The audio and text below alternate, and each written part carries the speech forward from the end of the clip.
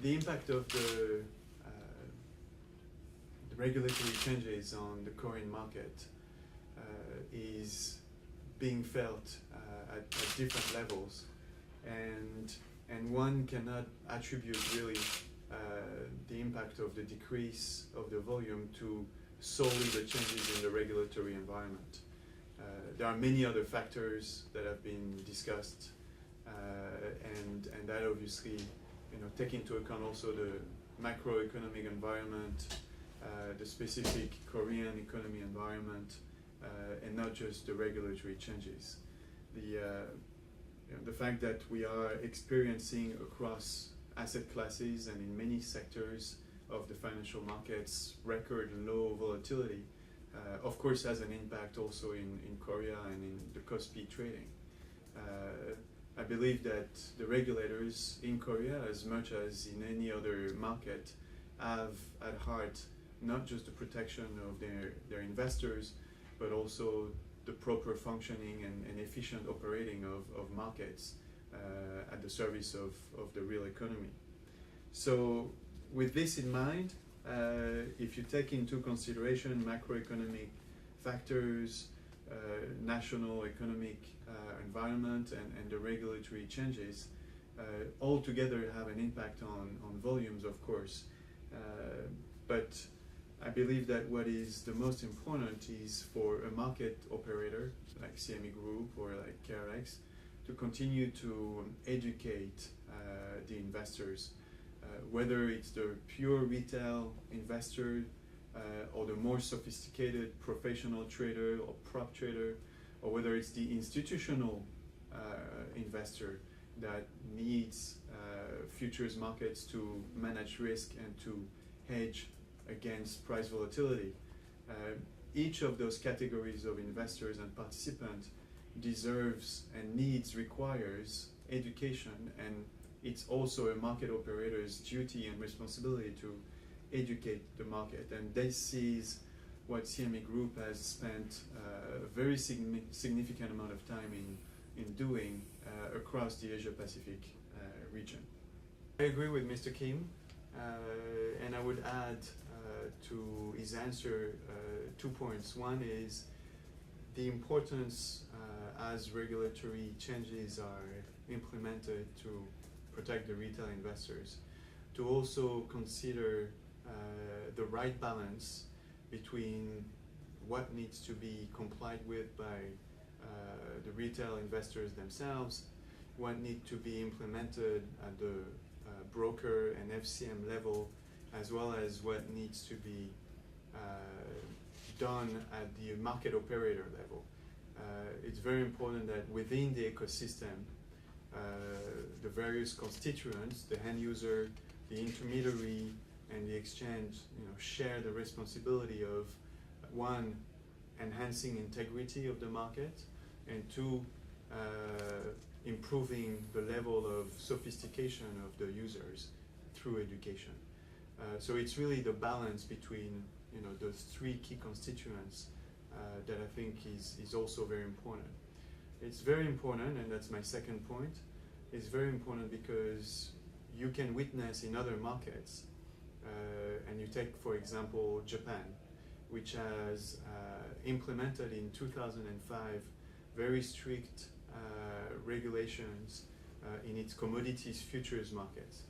And these regulations were imposed on the brokers themselves in a view to protect the retail investors. But they focused on one of the three key constituents. And by focusing just on one and by imposing two drastic regulations, they actually have really dampened and lowered the participation and the liquidity to a point that has been very detrimental to the commodities futures markets of Japan.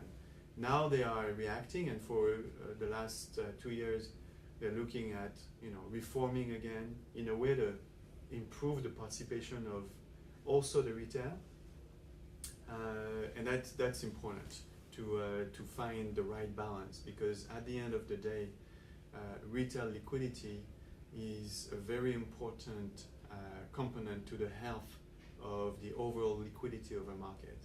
High frequency traders, retail participants, commercial traders, financial institutions. You need to have the right mix of hedgers, risk takers, in order to have a market of quality and a liquidity of quality. We have a lot of experience in China, and we're spending a lot of time working with Chinese exchanges and interacting with regulators, with the central bank, to understand how China is pursuing its path for reforms, as well as internationalization of its markets. So as China opens its capital account and liberalizes its interest rates and its currency, at the same time financial markets are also opening up, albeit very slowly, but they're opening up, both to outbound business from China going abroad, which is an opportunity for every market in the world that can attract Chinese investors, but also for inbound business, where of course a lot of the foreigners want to have access to China exposure, whether it's financial products or whether it's commodities products. So the barriers are lowering slowly, but through the path of reforms, they give access to cross-border trading. The impact of this is twofold.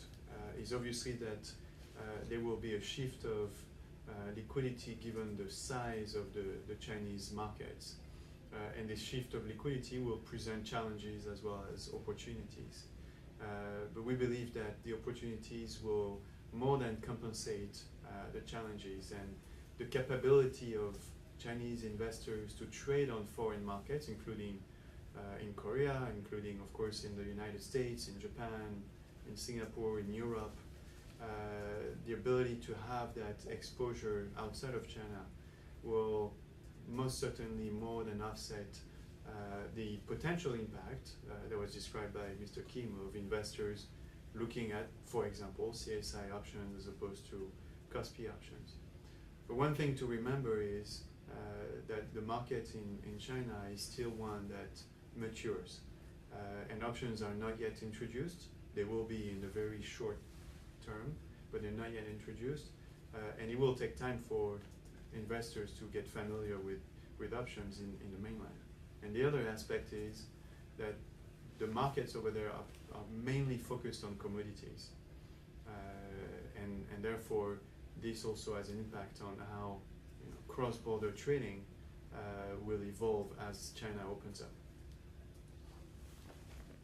About the impact of the end of QE in the US on Korean markets or Korean economy, I think there is little correlation between QE and the economy and how it will change in Korea.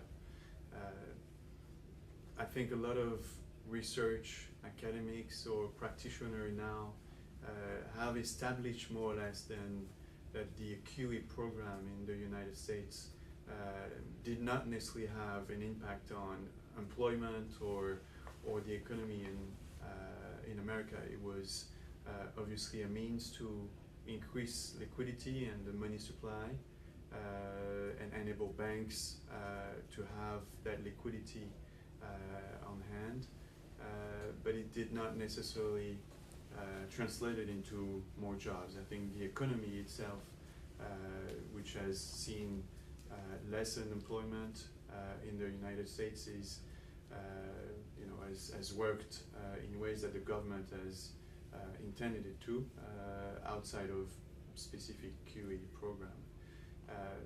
What the end of QE does is that it sets a time for the Federal Reserves to start increasing interest rates. If you look at our markets, and especially our Fed fund futures markets, consensus is that rates could move up, of course, in the middle of 2015, which is the market expectation, but that also translates into our Fed fund futures market. And this is this rate movement that would set in motion a number of factors, and in particular a strengthening of the dollar, for instance, on one hand, that could have an impact on the Korean economy. And separately, it also, a big impact on the Korean economy could be how much Abenomics in Japan get traction.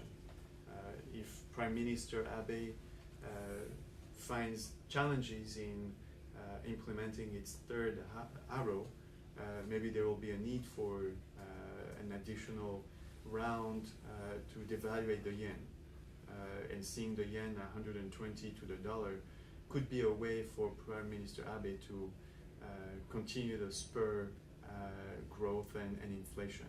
And this would have, an opposite impact on the Korean economy, which obviously would represent a challenge if the yen keeps on getting weaker. So QE in itself doesn't have an impact, but what it sets in motion and the changes in interest rates and in the relative strength of the currencies would obviously impact the Korean economy.